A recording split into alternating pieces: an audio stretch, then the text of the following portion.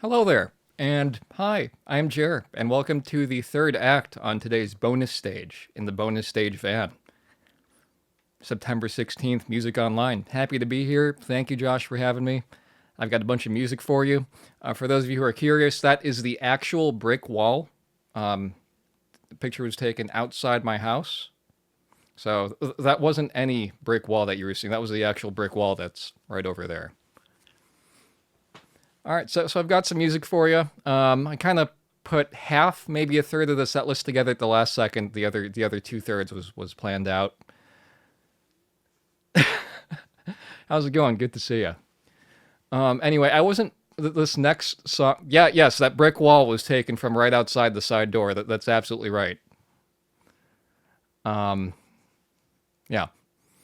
Anyway, I wasn't originally planning on putting this first song and performing it today, but given the circumstances of how this bonus stage has been turning out, I think this is a very important song to include. It's not actually from a video game. It has nothing to do with video games. Well, that's not entirely true.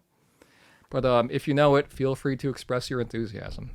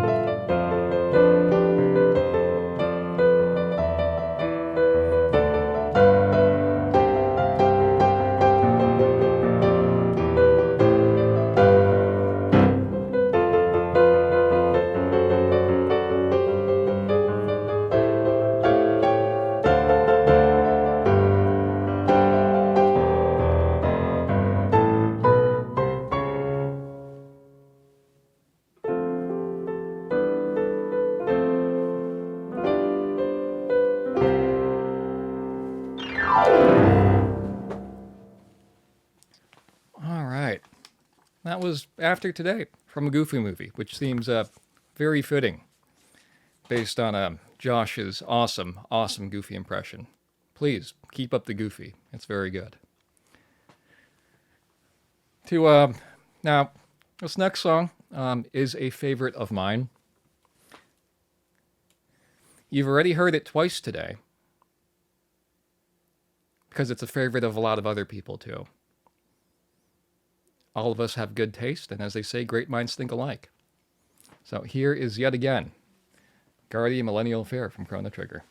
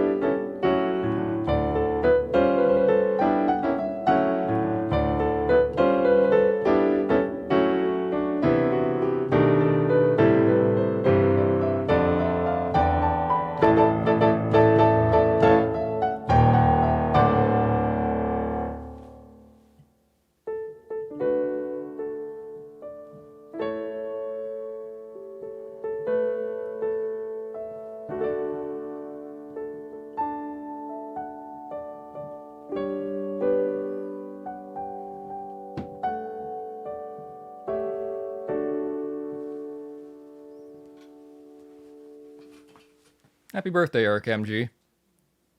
I don't usually play that one in the key of D major, but happy birthday. All right. Next up, I was thinking that I would play some of my older arrangements for this set. Ones that predate when I started contributing to Dwelling of Duels. So this song is a favorite of mine. It's from a game that came out, I think, in 2007. But I'm going to give it a little bit of an intro that I hopefully remember how to play. This is from Super Mario Galaxy.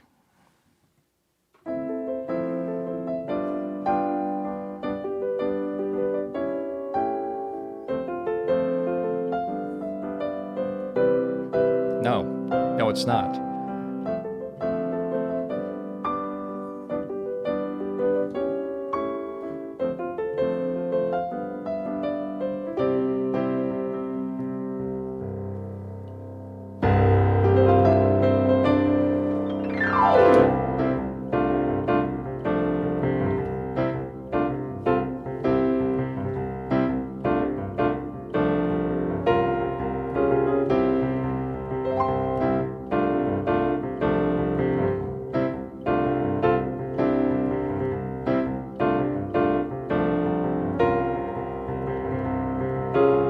This is a good egg.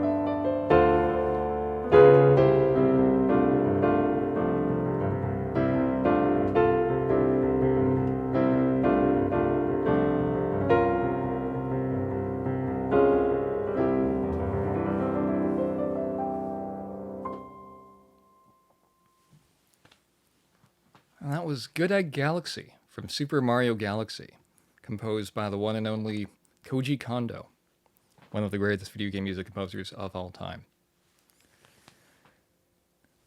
Now, another trend we've had going on today was the Xeno theme going on. But even more specifically, we've had the theme of Yasunori Mitsuda, Xeno. So here's an oldie. This is from Xenogears. This is My Village is Number One.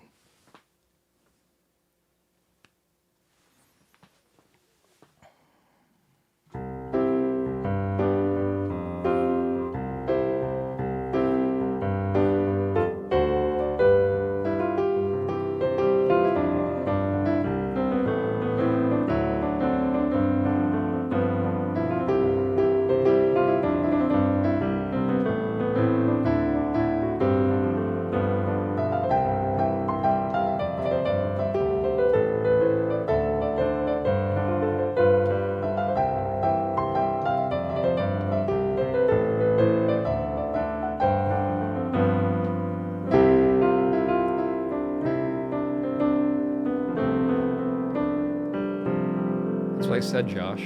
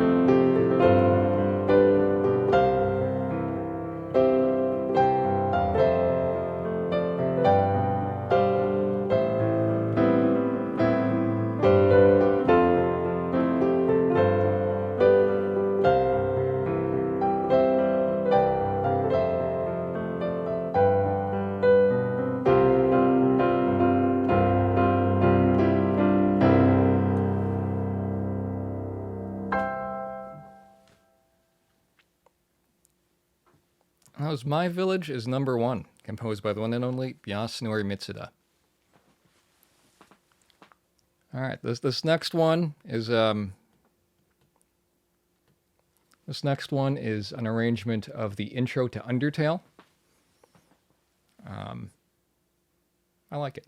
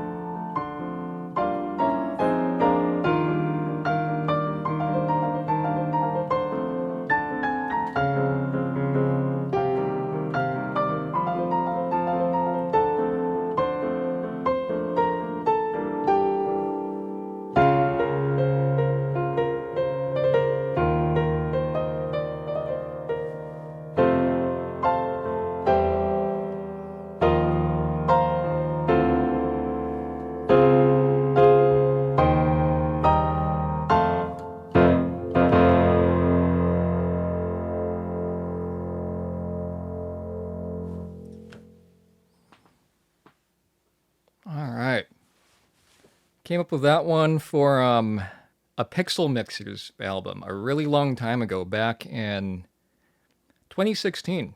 They were doing an indie game album called The Great Tale of the Little Ones. And I got to do the Undertale song, so woohoo. And I recently learned that they want to put that on Spotify, so you'll probably see that on Spotify in the next year or so. So, hooray. All right, this next song, I don't know why people say this about this song. Everybody knows it. It's a very good song, but some people say that this one is the greatest video game music song of all time. I don't really know what the deal is. But, you know, I don't really want to argue with them too much, but I will admit it's a good song. So here you go.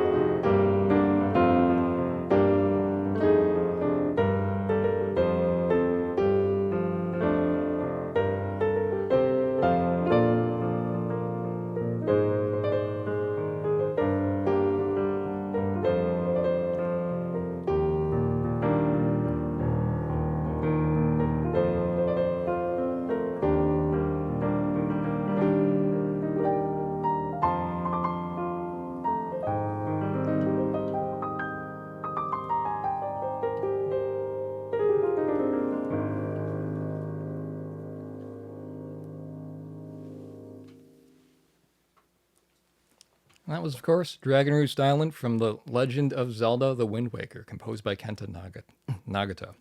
What a fantastic tune. Great song.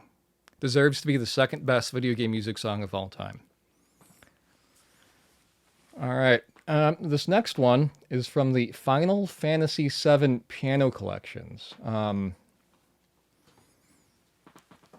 don't really know a lot of classical music, but, you know, one of the great things about classical music is that it gives you like a lot of challenges on how to improve on your technique. And I look to the Final Fantasy piano collections for that. So Here's a fun one. This is Descendant of the Shinobi, also known as Yuffie's theme from the Final Fantasy VII piano collections.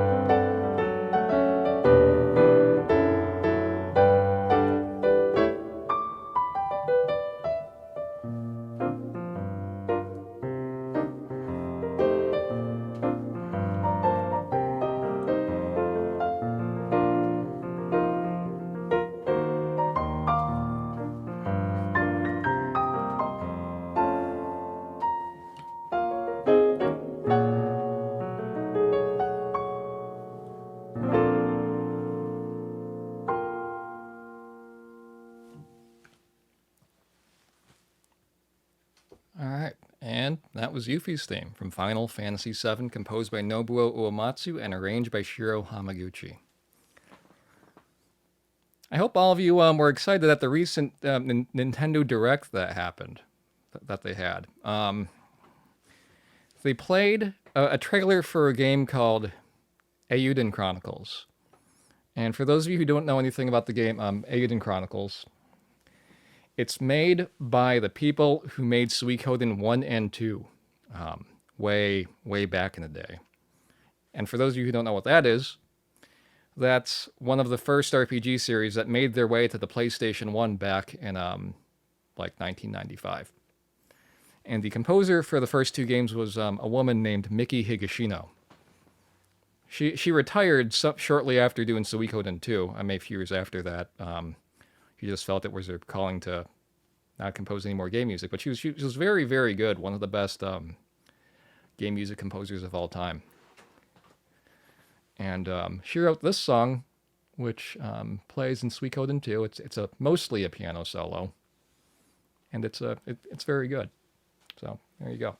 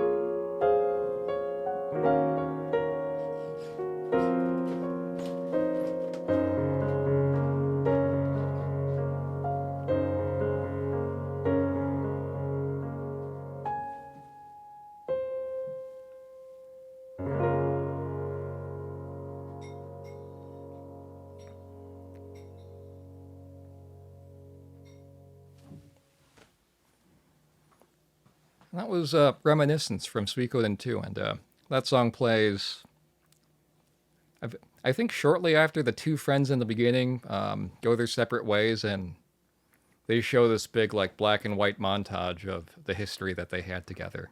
It's called Reminiscence. All right, I have two more left for you. This next one, for those of you who were watching Bonus Stage last month, you've already heard it, but I want you to hear it with the audio streaming directly into the bonus stage, not captured by like some microphone or something like that. I did, Ian. That's good stuff. I think you'll know this one.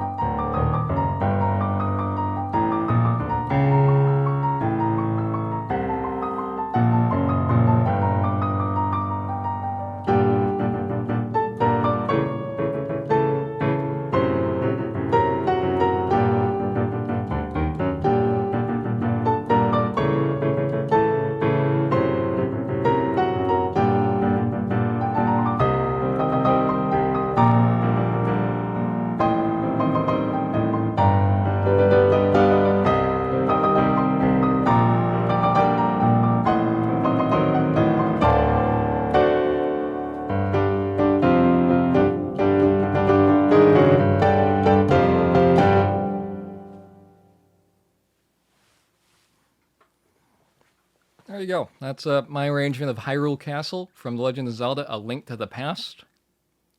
For those of you who haven't played the game starts out with Link waking up, going into Hyrule Castle, finding Princess Zelda, and then escorting her out of Hyrule Castle, which is what I was trying to capture with that. Probably should have told you that beforehand. Oh well. Anyway, one last song. Thank you, Josh, for having me back in the van. That sounds off. It's been a lot of fun. And thank you for putting all this together and letting video game music continue live and with performances and stuff, because it's really cool. All right, here's one more. We were talking on my stream earlier today about how every pianist that you'll see on Twitch, and in general just different pianists, they all have their own abilities and their own superpowers and their own specialties, right? And one of the things that came up for me was that apparently I'm really good at transitions. So it makes sense to play a medley for all of you, and I performed this medley back at MagFest this past January, and then I realized that I didn't really have a place to perform it again until an hour ago, when I was like, hey, I should perform that on the bonus stage. So here you go. Here is a medley, which is for all of you awesome people.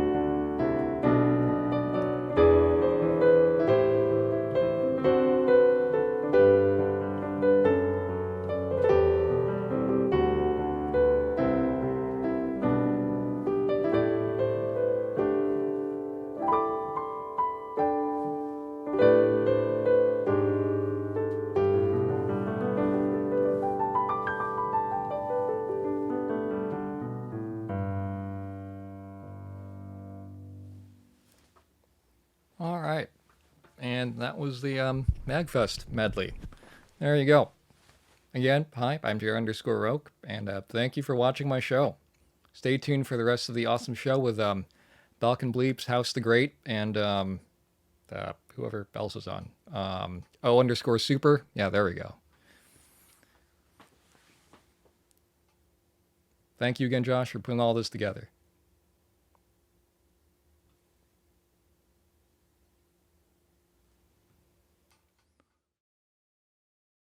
Thank you, Brick Wall.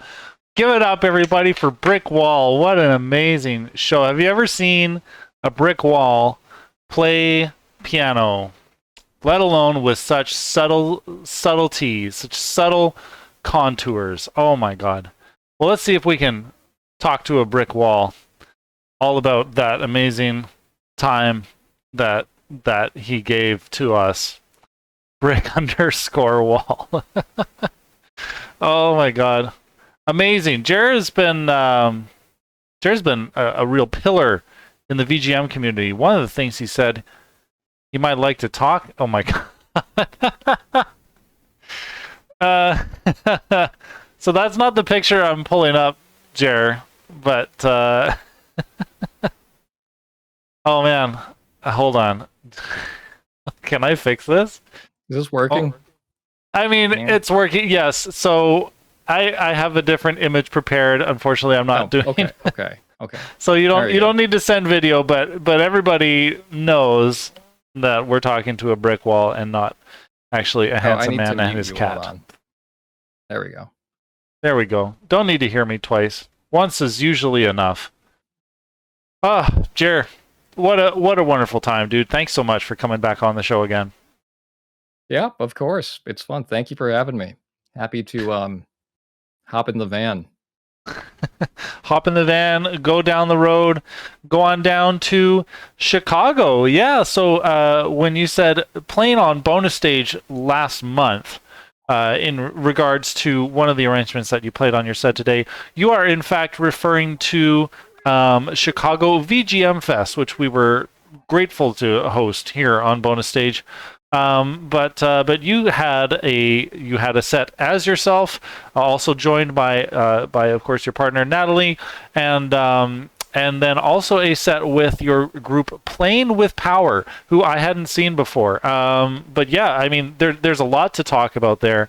Why don't you start off just telling us a little bit more about like what Chicago VGM Fest is and your involvement there generally?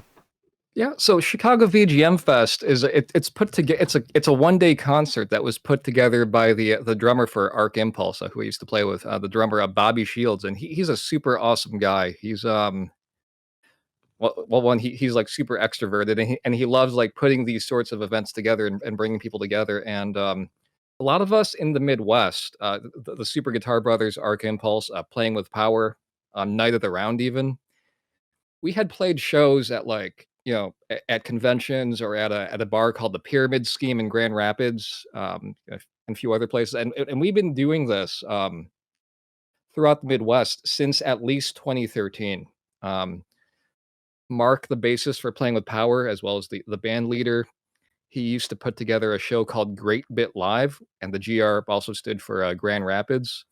And all of us would play at that, and then they would always fly in like a special guest band. One year they had the Returners, another year they had Bit Brigade.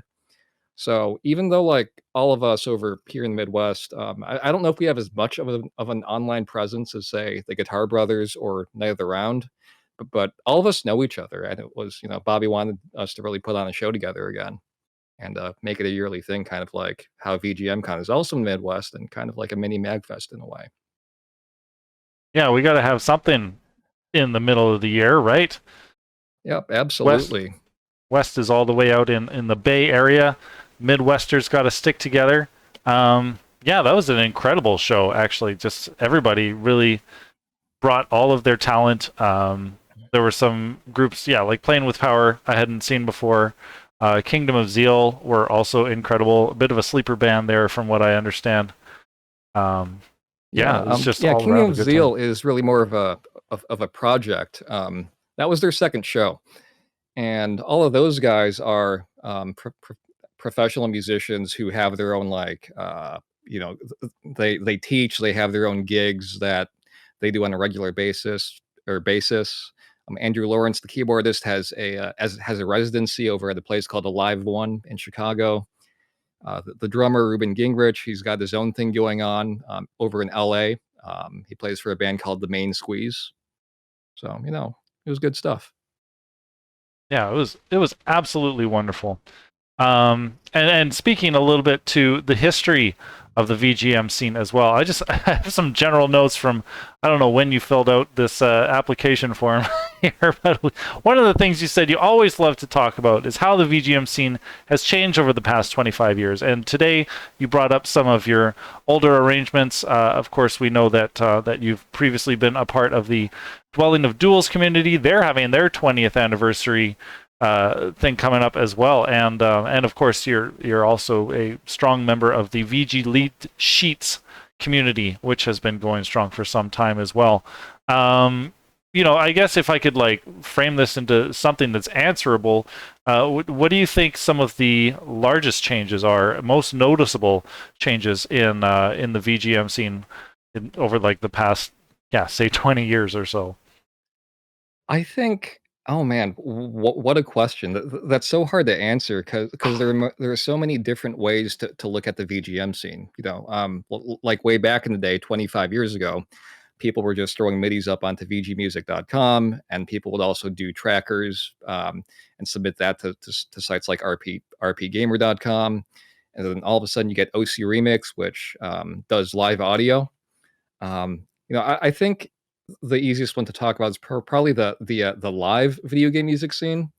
And I would say in the 2000s, there was pretty much a focus on rock bands and bands that were pretty much doing straight covers of Nintendo tunes. And there are lots of bands that also didn't do straight covers, but there was a lot of hey, we've never done this before. We've never taken video game music and played it with actual acoustic instruments, acoustic, electric, whatever. So a lot of that was going on. There was also a bit of a solo piano thing going on where people would put up sheet music online that was some really good arrangements. I think Michael Huang was somebody who put up a lot of really good stuff out there, even though all of it was way too hard for me to ever play, but it was really great that was a scene. And as time goes by, you see that lots of other instruments start coming into play. There's a lot more violin or saxophone, or jazz starts to kick in, right? You start to see other kinds of music, like folk or folk or blues, or the whole EDM scene kicks in too. It's really expanded from just here's a few people playing video game music with their guitars to including everything, including orchestral and band instruments, and even instruments that don't fit those categories. So basically, it just gotten a lot bigger. Kind of the gist of it. And I think we're starting to see people be a lot more inventive with their arrangements too. Lots of reharmonization, a lot of restylization and stuff like that. I mean, you as a solo pianist, you've got a very large range to work within, but you still have to work within the confines of your instrument and create an arrangement that feels cohesive. I think of songs like Dragon Roost Island, where you have a lot of chords that are being maybe better strummed. How would somebody like you approach a challenge like Dragon Roost Island, Jer? For me, I was actually in a jazz band for a little bit called Chocobop, and we did a jazz cover. But I would approach Dragon Roost Island by just looking at the bass, focusing on what the bass does, because what the bass does can translate pretty directly to piano, and figuring out how the bass drives the groove, and then lay the melody on top of it, which is pretty much what I do. Something like that. Although for some reason I just play that in 4/4 rather than 6/8. But I'm just kind of do that, and then just find ways to fill the space in the middle. Yeah. Well, there you go, folks. That's Jer's secret. That's the secret of the forest. That's One of them, yes. I can't tell you all of them, otherwise they wouldn't be secrets anymore. That's right. We do want to let Gandalf have some of his secrets, don't we? Yeah. Oh, well, Jared, thank you so much for being on the show. You're also going to be performing at the Dwelling of Duels 20th anniversary. Oh, hi there, sweetheart.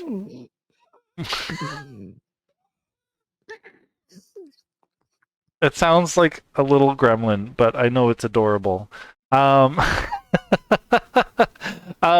yes, thank you so much. Yes, you're going to be on the Dwelling of Duels 20th anniversary multi-day event stream. So looking forward to seeing you there. Otherwise, folks should be checking out. Absolutely right. Me and Natalie will both be performing at the Dwelling of Duels show. That'll be a lot of fun. Yeah, Natalie also actually contributed to a bunch of Dwelling of Duels tracks way back in the day. So figured it was fitting to have her join. Oh yeah, absolutely. Yeah. Well, looking forward to it, dude. We're going to get the show moving on. We got Oh Super coming up next. But thanks again, Jer. We'll see you around in the chat. Cool. Thank you very much, and thank you for having me. Toodaloo.